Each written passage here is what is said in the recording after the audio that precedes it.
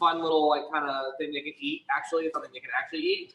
And then we're going to do a slushy drink, which is going to just be ice and rock salt.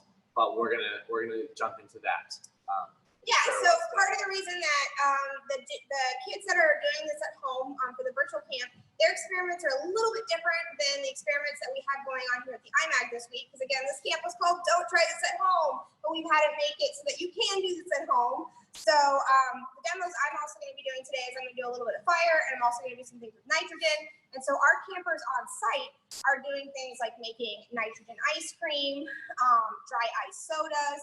And so since I obviously can't send home nitrogen and dry ice, we came up with alternative experiments they could do at home, hence the fizzy sherbet, and then also making their slushies at home. So it's still dealing with some of the same concepts and acids and bases and also changes in states of matter.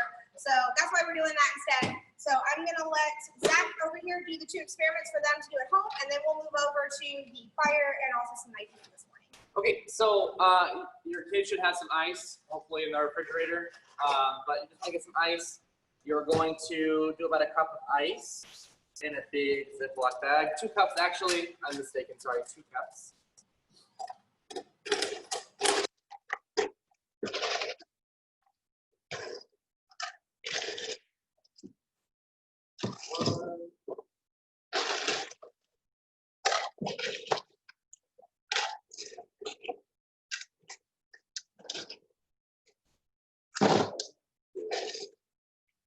Okay, so once you have your ice in here, you're going to add rock salt.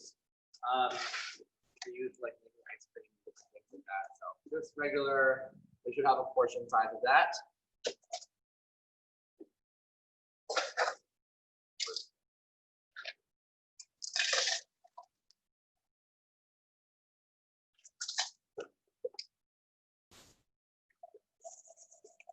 Okay, and that actually keeps the ice cold for a lot longer.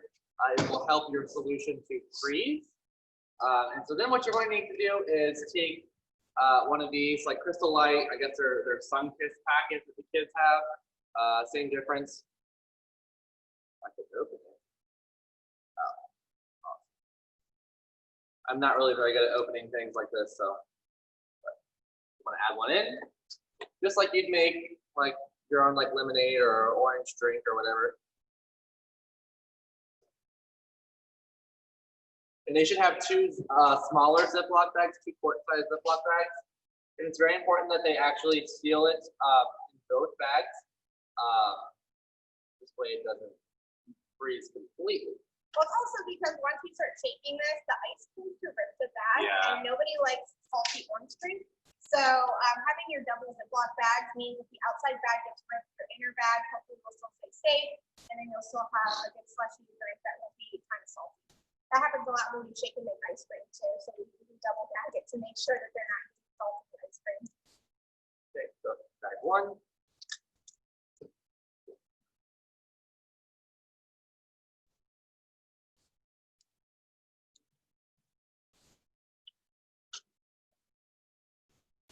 You want to make sure there's not a lot of air in here because you want it to make contact with the ice. Okay, and then what you're going to do is you want it to be kind of not submerged, not the word I'm looking for, but surrounded by your salt and ice mixture. So fill up your bag, and then I'm going to shake it up. You want the kids to shake it for about 2 to 3 minutes in the bag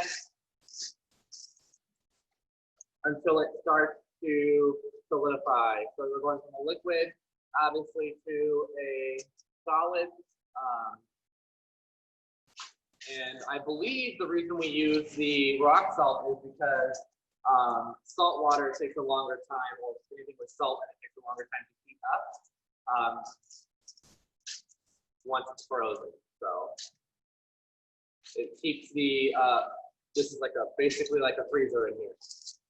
So it's going to take them a little while. This is a definite shake and bake activity. They're going to be like shaking. They can do this inside. I will say, as you do it, it may start to drip or be wet. So they want to be careful in the house. And I want mom and dad getting mad at them because it's all over the place. But yeah, it's going to take a few minutes to be shaking up, shake it up, shake it up, shake it up. And then eventually you will actually get a really fun selection that And we're gonna let that kind of literally chill for a minute. But I want to show you guys the next fun experiment that they can actually eat. Same with the slushy drink. I had one yesterday. It was actually really good. Especially because it's so hot out. Nice and refreshing. But you can use lemon, or if they have orange, whatever flavor they have, they want to use. Mom and Dad, if they have Crystal Light or some other kind of mixed drink thing they can make, water drink, they can use that as well. But okay, this is going to be your fizzy sherbet. Not fizzy sherbet, sorry. This is the sherbet. And basically it's baking soda, citric acid, sugar, and then your Crystal Light, or your mixed solution. This is just gonna kind of be like a fizzy kind of thing on the tongue type situation. And so what you want to do is you want half a teaspoon of baking soda. Is this already portioned out properly? So I don't know. So okay. they should have definitely measure it out. And so you want to definitely measure it out, because with this, you get too much of baking soda, too much of the other, something going to affect the flavor.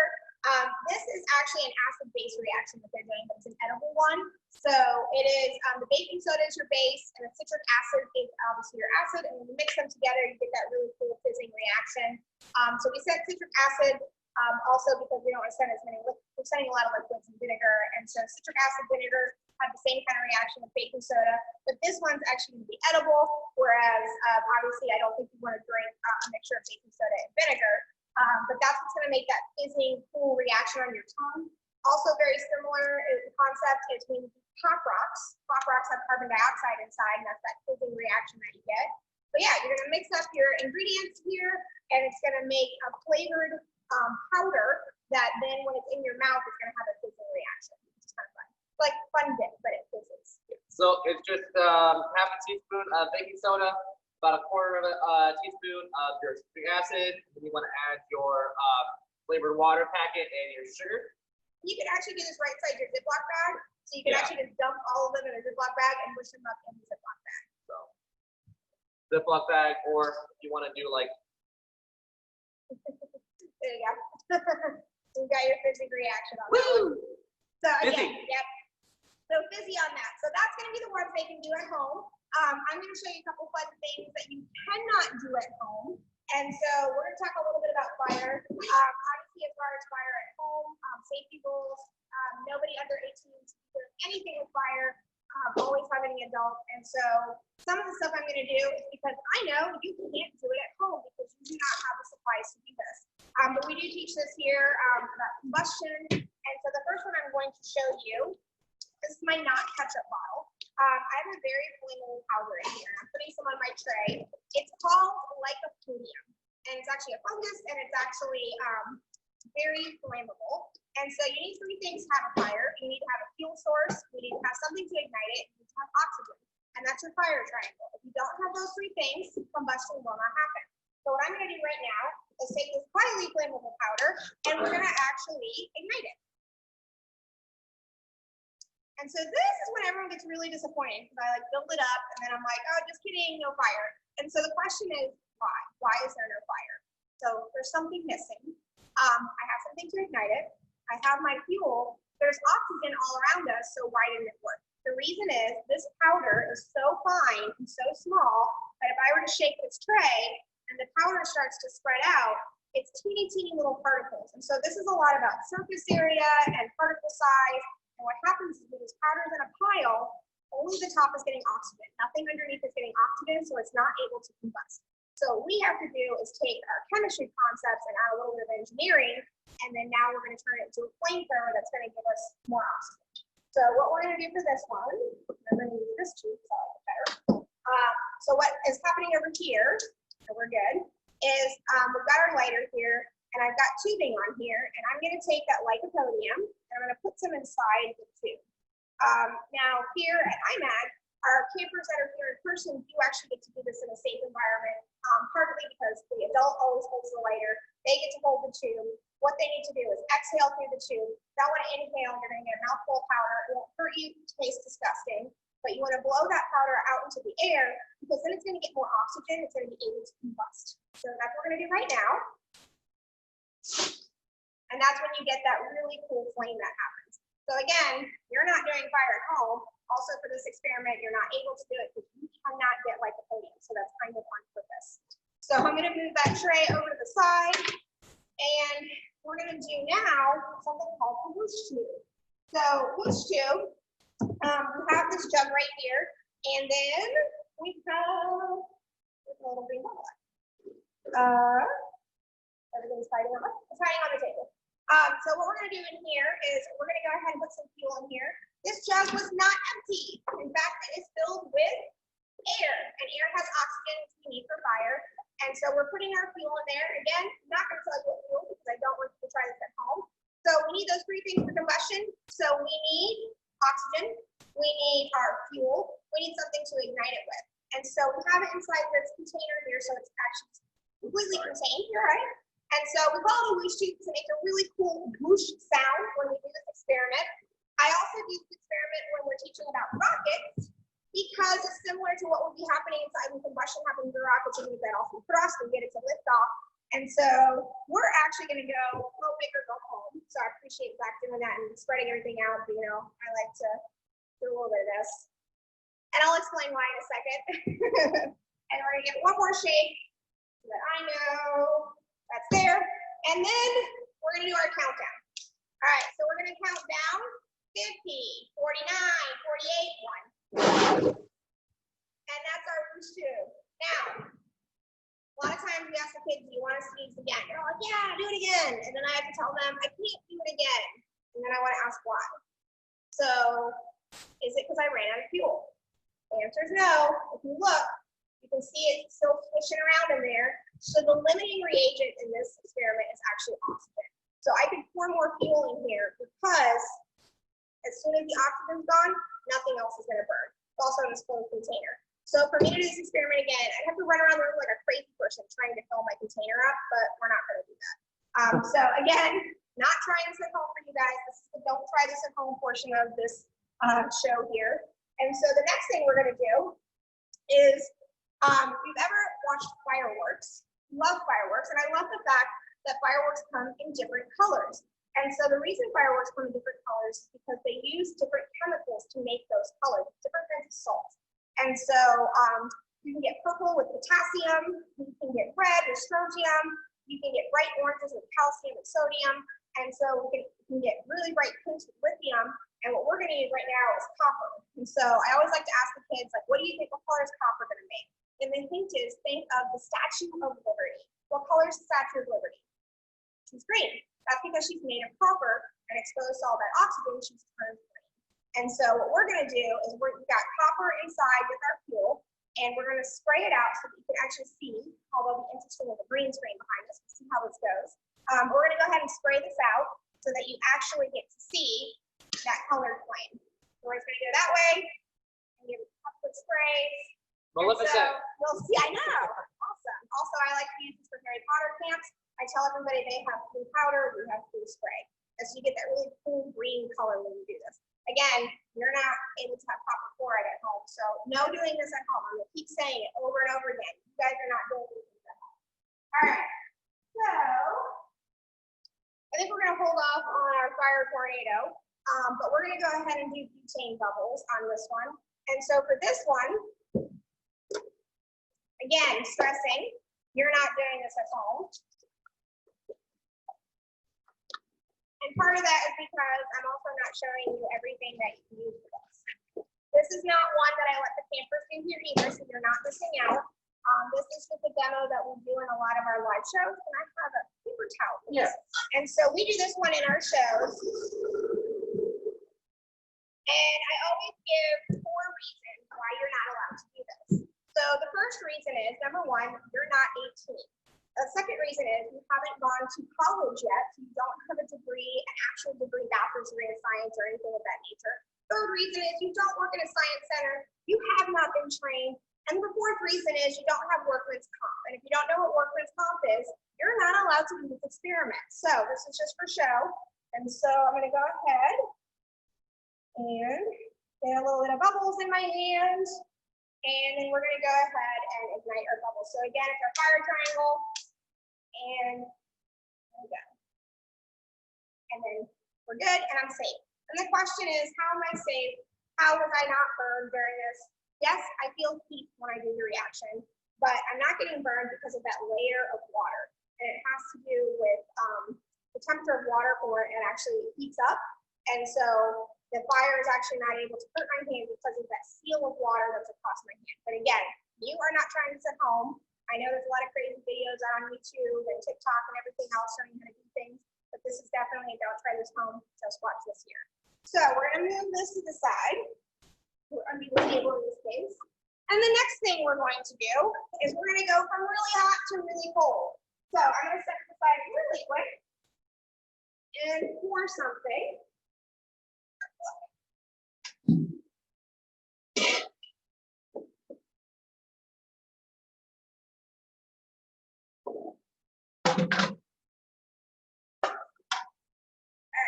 So if you tuned in yesterday, we did some experiments with dry ice, so that was frozen carbon dioxide, and then at 11 a.m. we did an explosion outside using liquid nitrogen.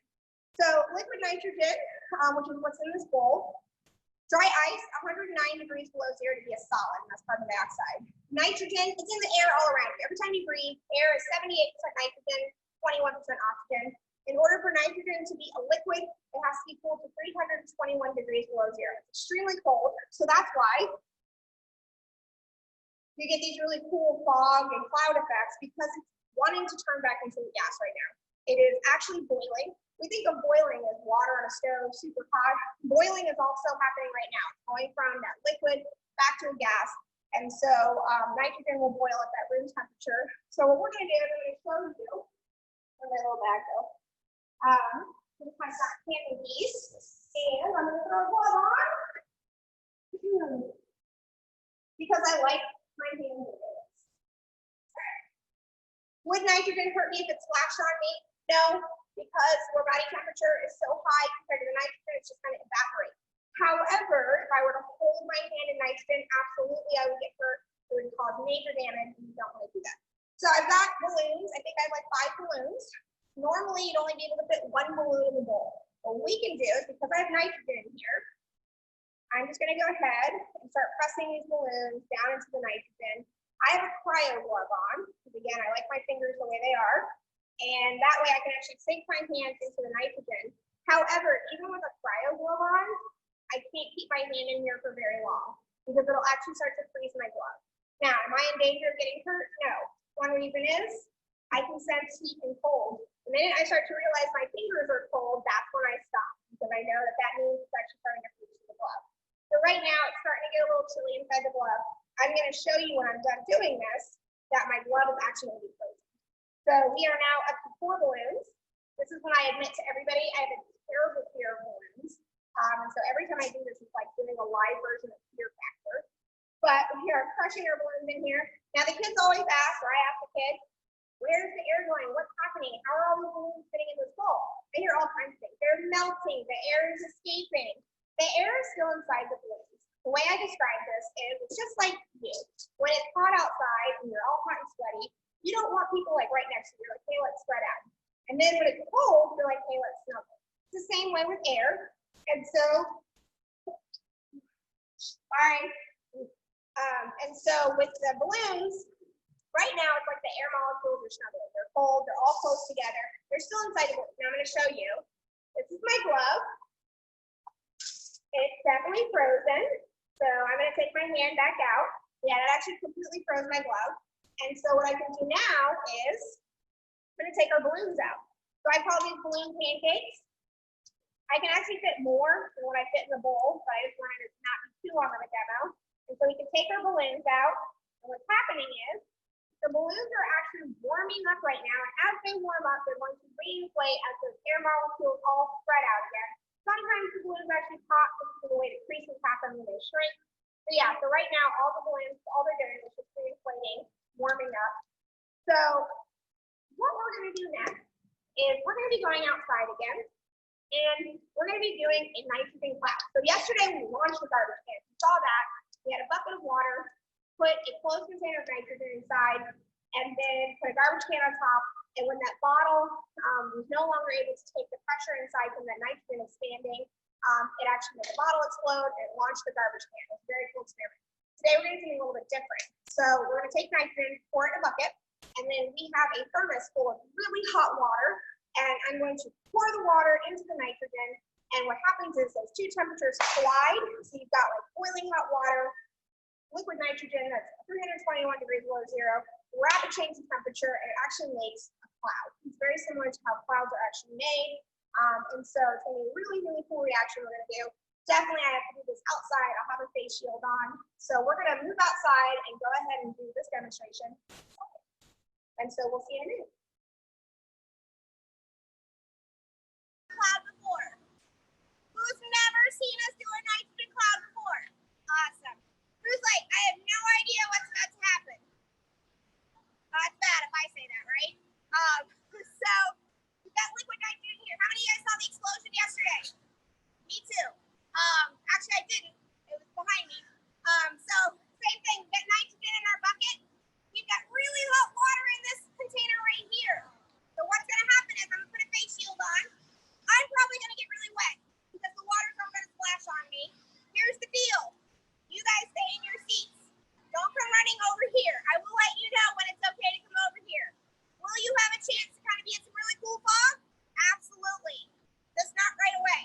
So I just want to make sure you guys are safe because yes, this is dangerous. So we're going to have two liquids that are completely different temperatures. They're going to collide and they're going to make a cloud. Yes. All right. So I'm going to put this on. Ooh, that turned out great.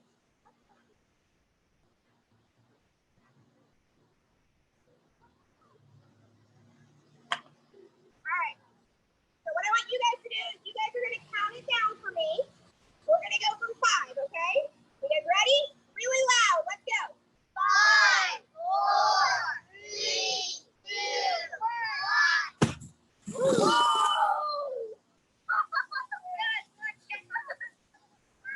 Pretty cool. So guys, remember that. Stay in your seats. I'll call you when it's okay to get up. So, for you guys watching at home, that is our nitrogen cloud. So yes, pretty cool reaction. Hopefully you got a good shot of that cloud on there. Thank you guys for tuning in again. I have to look and see what live show we have for you later on today. And then tomorrow, what are you going to be doing tomorrow, Zach? We are going to be doing, we're going to be making slime and oobleck. There's cool little things you can like play with and pick up and make weird things out of. Different ways to make slime. You can do different colors. I'm going to show you how to do all that tomorrow. Awesome. So tune in at 9 o'clock tomorrow. Thank you guys. Bye.